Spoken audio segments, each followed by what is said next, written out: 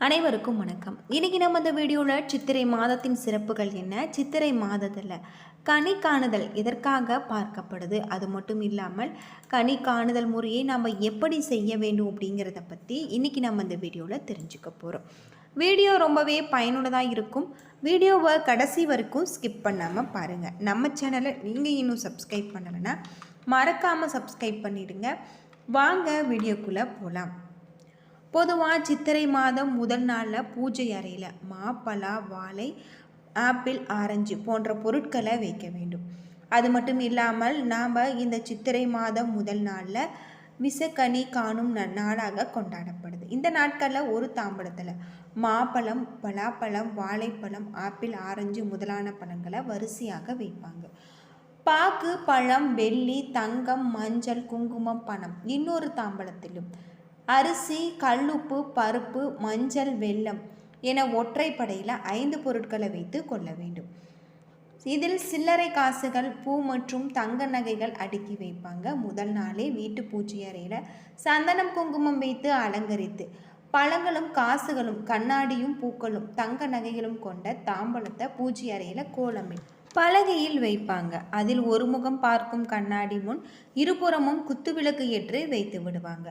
புத்தாண்டன்று அதிகாலை கண் விழித்ததுமே பூஜை அறையில் வைத்த கண்ணாடியில் தன் முகம் பார்த்துவிட்டு தாம்பலத்தில் அடுக்கி வைக்கப்பட்டிருக்கக்கூடிய பழங்களையும் பணத்தையும் கண்ணாடியையும் தங்க நகைகளும் கண்டு தரிசனம் செய்ய வேண்டும்.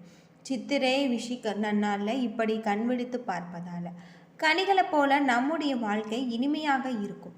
நம்முடைய முகத்தை நாமே கண்ணாடியில் பார்ப்பதற்கு நம்மை சுற்றி இருக்கக்கூடிய திஷ்டிகள் அனைத்தும் விலகிவிடும். தங்கம் மற்றும் காசுகளை பார்ப்பதால் சகல ஐஸ்வர்யங்களும் நம்முடைய இல்லத்தில் தங்கும் என்பது ஐதீகம். ஒரு காலத்தில் கேரளாவில் மட்டுமே இருந்து வந்த இந்த சம்பிரதாயம் இப்பொழுது தமிழகத்திலையும் வந்துவிட்டது. அது மட்டும் இல்லாமல் தமிழ் புத்தாண்டு நாட்களில் கனி காணுதல் வாழ்க்கையில் மகிழ்ச்சியை கொண்டு வரும் என்பது சாஸ்திரத்தில் சொல்லப்பட்டிருக்கு. கை நீட்டம் என்று கனி காணுதலை சொல்வாங்க. அதே போல் புத்தாண்டு அன்று மதிய உணவில் வெல்லம், மாங்காய், வேப்பம்பூ பச்சடி கண்டிப்பாக இருக்க வேண்டும். குடும்பத்தில் உள்ள பெரியவர்களிடம் குடும்ப உறுப்பினர்களும் சிறுவர் சிறுமியர் காலில் விழுந்து வணங்கி ஆசி பெறுவாங்க. அப்போது தங்களுடைய குடும்ப உறுப்பினர்கள் மற்றும் பேரன் பேத்திகளும் உற்றார் உறவினர்கள், அக்கம் பக்கத்தினர், நண்பர்கள், ஊழியர்கள் போன்றவற்றுக்கு வசதிக்கேற்ப தங்க காசுகள், வெள்ளி காசுகள், புதிய நாணயங்கள், ரூபாய் நோட்டுகள், காய்கறிகள், கொற்றை பூ, மலர், அரிசி உள்ளிட்டவை கை நீட்டமாக வழங்குவாங்க. ஒவ்வொருவருமே காசு பணங்களை பரிமாறிக்கொள்ளும் பழக்கமாகவும் ஆண்டாண்டு காலங்காலமாக இருந்து வருகிறது என்பதின் சிறப்பாகும். இப்படி செய்வதன் மூலம் இந்த ஆண்டு முழுவதுமே வீட்டில் மங்களம் பொங்கும், செல்வம் பெருகும், மகிழ்ச்சி நிறையும் அப்படின்னு சொல்லப்படுது. இதுபோல் நம்ம செய்து வருவதன் மூலம் இந்த சித்திரை முதல் நாளில் செய்து வந்தோம்னா நம்முடைய வாழ்க்கையில் நம்முடைய வீட்டில் இருக்கக்கூடிய வறுமை நீங்கும். கட்டாயம் இந்த பழங்கள் போல நம்முடைய வாழ்க்கையிலும் மகிழ்ச்சி நிறைந்திருக்கும் அப்படின்னு சொல்லப்படுது. சித்திரை 1 அதிகாலையில் கண்கள் பட்ட காணப்பட அல்லது கண்களை மூடியே வந்து பூஜை அறையில் இந்த மங்கள பொருட்களை முதல்ல தரிசிக்க வேண்டும். புத்தாண்டு தொடக்கத்தில் நல்ல விஷயங்களை பார்த்து ஆண்டு முழுவதும் சுபிட்சத்தையும் நேர்மறையான ஆற்றலையும் பெறுவது. முதல் நாள் இரவு அலங்கரித்து மறுநாள் அதிகாலையில் சூரிய உதயத்திற்கு முன் காணுவது சிறந்தது. அது மட்டும் இல்லாமல் குறிப்பாக இது கேரளாவில் அதிக அளவில் கடைபிடிக்கப்பட்டு வரக்கூடிய ஒரு நிகழ்வாக தான் சொல்லப்படுது. பொதுவாக சித்திரை மாதம் தமிழ் நாள்காட்டியின் முதல் மாதமாக, தமிழ் புத்தாண்டின் தொடக்கமாக மே, ஏப்ரல் மாதங்களில் வரக்கூடிய மிக சிறப்பு வாய்ந்த ஒரு மாதம். சூரியன் மேஷராசியில் பிரவேசிக்கும் இந்த மாதம் வசந்த கால தொடக்கம். மல்லிகை பூ சீசன், சித்திரை பௌர்ணமி மற்றும் அது மட்டும் இல்லாமல் இங்கு மதுரை மீனாட்சி அம்மன் திருக்கல்யாணம் போன்ற முக்கியமான திருவிழாக்கள் சிறப்பாக கொண்டாடப்படுது. தமிழ் முதல் புத்தாண்டு அன்றைய தினம் வீடுகளை சுத்தம் செய்து வாசலில் கோலமிட்டு வேப்பம்பூ பச்சடி செய்து வழிபடுவாங்க. புத்தாண்டு அன்று வீட்டில் இருக்கக்கூடிய பெரியவர்கள் பஞ்சாங்கம் வாசிப்பாங்க. இதை குடும்பத்தினர் அனைவரும் கேட்டு அந்த ஆண்டிற்கான பலனை பெறுவாங்க அப்படின்னு சொல்லப்படுது. இதுவே இந்த சித்திரை மாதத்தின் சிறப்புகளாக இருக்குது அப்படின்னு சொல்லலாம். அது மட்டும் இல்லாமல் நம்முடைய வாழ்க்கையில் இந்த கனி காணுதலை கடைபிடித்து வந்தோம்னா நம்முடைய வாழ்க்கை மேலும் மேலும் இந்த கனிகளை போல சிறப்பாக இருக்கும்.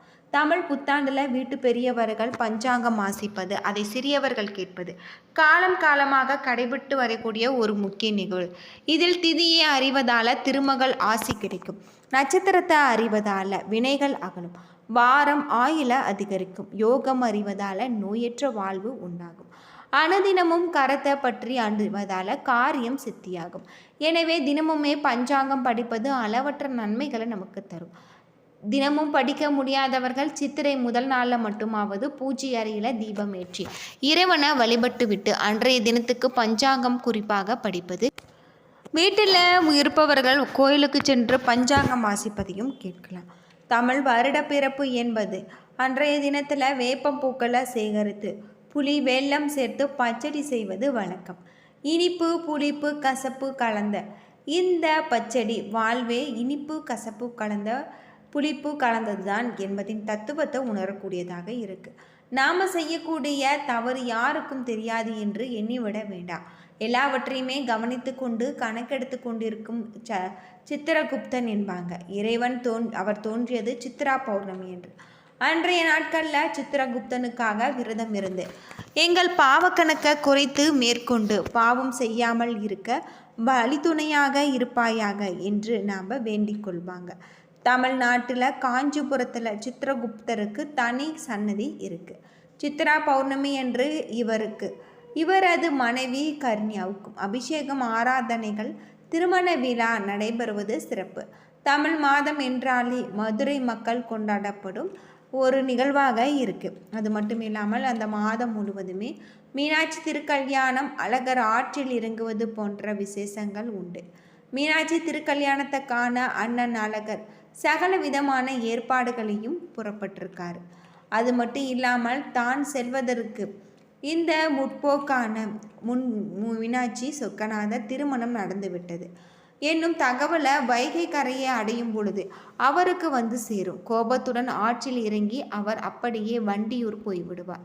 அழகர் ஆற்றில் இறங்குவதற்கான வெளியூரில் இருந்துமே மக்கள் அலையலையாக வருவாங்க.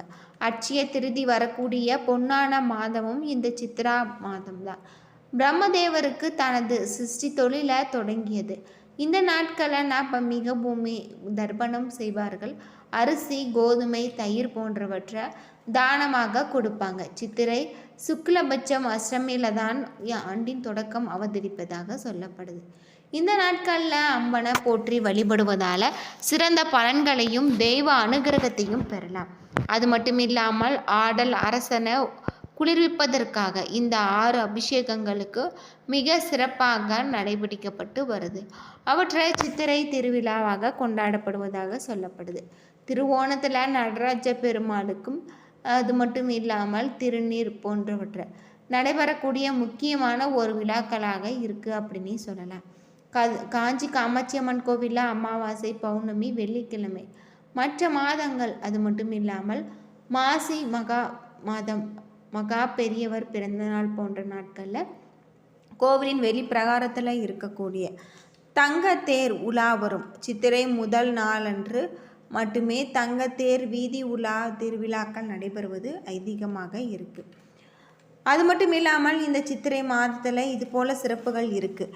இதை தெரிந்து நாம் இந்த சித்திரை மாதத்தை நம்ம பயன்படுத்துவது நம்முடைய வாழ்க்கையில் இருக்கக்கூடிய அனைத்து விதமான பிரச்சனைகளுக்குமே தீர்வு கிடைக்கும். முதல் நாள் சித்திரை சூரிய பயணம் சித்திரை மாதத்தில் முதல் நாளில் இருப்பதாக சொல்லப்படுது.